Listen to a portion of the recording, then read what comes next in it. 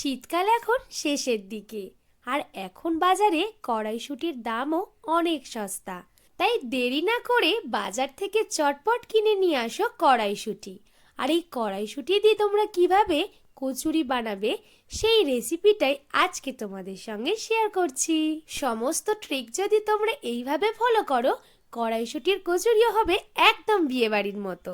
কড়াইশুঁটিটা পরিষ্কার জলে ধুয়ে প্রেসার কুকারে 4টে সিটি দিয়ে নামিয়ে নিয়েছি। এবারে আদা কাঁচা লঙ্কাটাকেও পেস্ট করে নিলাম। কড়াইশুঁটিটা ঠান্ডা হয়ে আসলে কড়াইশুঁটিটাকেও খুব ভালো করে পেস্ট করে নেব।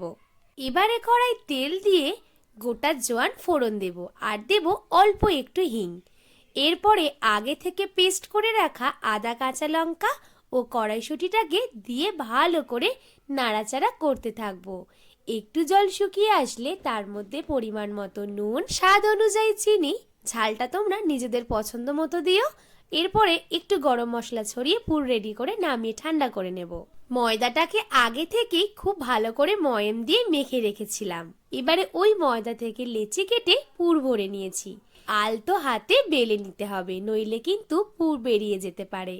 অল্প একটু আদ্র পুর বেরিয়ে গেলে ভয়ের কোনো কারণ নেই। এবারে ছাকা তেলে ভেজে নিলেই কড়াইশুঁটির কচুরি একদম রেডি। একটা কচুরি কেটে দেখালাম, দেখো কত সুন্দর হয়েছে।